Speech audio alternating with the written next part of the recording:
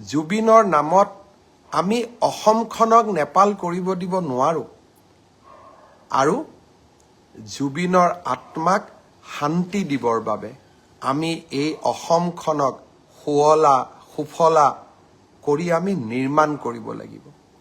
এইখন অসমক আমি ভাৰতৰ শ্ৰেষ্ঠতম ৰাজ্য কৰিব লাগিব। সেইবাবে মই সকলোকে কৰজোৰে অনুৰোধ কৰোঁ, নেপাল কৰাৰ প্ৰচেষ্টা নকৰিব, কাৰণ ইয়ে জুবিনৰ আত্মাক আটাইতকৈ কষ্ট দিব। আইনে তাৰ কি ব্যৱস্থা ল'ব পিছৰ কথা, কিন্তু কোনোবাই যদি ভাবে যে হিংসাই কাৰোবাক ন্যায় দিব, মই ভাবোঁ সেয়া কেতিয়াও সম্ভৱ হ'ব নোৱাৰে। আইনে ন্যায় দিব। অসমৰ মুখ্যমন্ত্ৰী হিচাপে মই আপোনালোকক প্ৰতিশ্ৰুতি দিছোঁ, শ্যামকানু মহন্ত, সিদ্ধাৰ্থ শৰ্মা, শেখৰ গোস্বামী, যোনেই নহওক কিয়, আৰু দুই এজনৰ নাম মই লোৱা নাই, আমি কেতিয়াও তেওঁলোকক বিচাৰ নোহোৱাকৈ তেওঁলোকক সহজে আমাৰ হাতৰ পৰা আমি যাব নিদিওঁ। মাত্ৰ ৰাইজক মই অনুৰোধ কৰিম, আপোনালোকে আইন হাতত নল'ব। পুলিচ আছে, আৰু অসম পুলিচে যোৱা 5টা বছৰত কৰি অহা কাম আপোনালোকে দেখিছে। কাজিৰঙাত এটাও গড় হত্যা নোহোৱা হ'ল। শিশুক ঢিঙৰ ঘটনা জানে, আমি কাকো কেতিয়াও এৰি দিয়া নাই। আৰু এতিয়াও মই প্ৰতিশ্ৰুতি দিছোঁ যে জুবিন গাৰ্গৰ প্ৰতিটো পল, প্ৰতিটো ক্ষণৰ শেষ ক্ষণৰ হিচাপ আমি অসমবাসী ৰাইজে পাব লাগিব।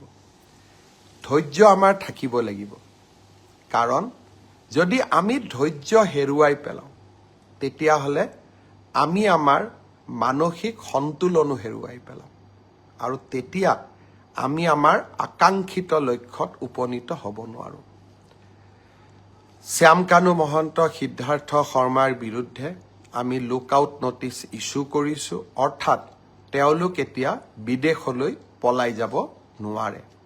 পষ্টমৰ্টেম ৰিপৰ্ট ছিংগাপুৰৰ পৰা আনিবৰ বাবে আমি প্ৰচেষ্টা কৰিছোঁ। গুৱাহাটী মেডিকেল কলেজৰ পষ্টমৰ্টেম ৰিপৰ্ট ইতিমধ্যে প্ৰস্তুত হৈ উঠিছে।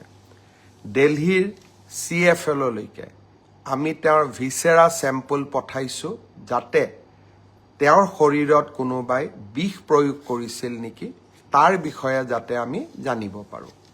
শ্যামকানু মহন্তৰ প্ৰত্যেকটো একাউণ্ট, পেন কাৰ্ড, তেওঁৰ ক্ৰেডিট কাৰ্ড আমি সকলো ফ্ৰিজ কৰিছোঁ, যাতে তেওঁ বহু দিনলৈ বাহিৰত থাকিব নোৱাৰে। আৰু 6 অক্টোবৰৰ দিনাখনলৈকে যদি সিদ্ধাৰ্থ শৰ্মা আৰু শ্যামকানু মহন্ত নাহে, অসম পুলিচে আপ্ৰাণ প্ৰচেষ্টা কৰিব তেওঁলোক য'তেই আছে তাৰ পৰা আমি উভতাই অসম ভূমিলৈ লৈ অহাৰ বাবে। আৰু আপোনালোকৰ হাততো কিবা তথ্য থাকিলে আপোনালোকেও আমাক সহযোগিতা কৰিব। জুবিন ৰাইজৰ সম্পদ। জুবিনক ন্যায় দিয়াৰ দায়িত্ব প্ৰত্যেকগৰাকী অসমবাসী ৰাইজৰ কৰ্তব্য। আমি কেইজনমানে এই দায়িত্ব মূৰত তুলি ল'ব নালাগে। এই দায়িত্ব 3 কোটি অসমৰ জনতাই আজি মূৰত তুলি লৈছে, আৰু জনতাৰ প্ৰতিনিধি হিচাপে এই দায়িত্ব মই নিষ্ঠাৰে আৰু সততাৰে সৈতে পালন কৰিম। প্ৰতিটো মুহূৰ্ত আজি কোনোবা এজন বেলেগ সিদ্ধাৰ্থ শৰ্মা আহি পাব দিল্লীত, আমি উৰা বাতৰি উলিয়াই দিম যে 10Bত বহি থকা ব্যক্তি এইজনেই হয়। আৰু এটা উৰা বাতৰি উলিয়াই দিম, শ্যামকানু মহন্ত গুৱাহাটীতেই বহি আছে। মই ভাবোঁ উৰা বাতৰি আমাৰ মনবোৰ অশান্ত কৰিব। এখন জুবিনৰ হকে কাম কৰা, নিষ্ঠাৰে কাম কৰিব বিচৰা চৰকাৰ আৰু অসমৰ মুখ্যমন্ত্ৰী আপোনালোকৰ লগত আছে। যিদিনাখন মই বিফল হ'ম, সিদিনাখন আপোনালোকে মোক শাস্তি দিব। কিছুমানে কৈছে যে 26ত ভোট নিদিওঁ। সি স্পষ্ট কথা, আমি যদি জুবিনক ন্যায় দিব নোৱাৰোঁ, আমাক আপোনালোকে কিয় ভোট দিব? নিদিয়াটো স্বাভাৱিক, আৰু তাক আমি মানিও ল'ব লাগিব। সেইবাবে ৰাইজক মই আকৌ এবাৰ আন্তৰিকতাৰে সৈতে জনাব খুজিছোঁ যে মই মোৰ লক্ষ্যত অটল হৈ আছোঁ আৰু এই লক্ষ্যত অটল হৈ থাকিয়েই মই কাম কৰি যাম। আজিৰ পৰা 10-12 বছৰ আগতে শ্যামকানু মহন্তৰ লগত কেতিয়াবা উঠা ফটো এখন সামাজিক মাধ্যমত দিব। ঠিক তেনেকৈ অখিল গগৈও শ্যামকানু মহন্তৰ লগত ফটো উঠিছিলে।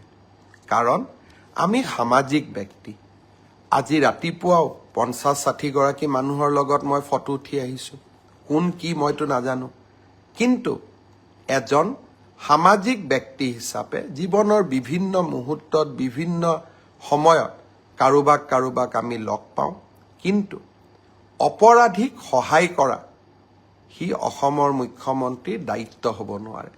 ব্যক্তিগত সম্পৰ্কৰ ওপৰত গৈ আমি জুবিনক ন্যায় দিবই লাগিব, সমাজক আমি সন্তুষ্টি কৰিবই লাগিব, আৰু এয়া মোৰ দায়িত্ব আৰু কৰ্তব্য। মই মাত্ৰ এটাই অনুৰোধ কৰিম, অসমক নেপাল বনাম বুলি নক'ব,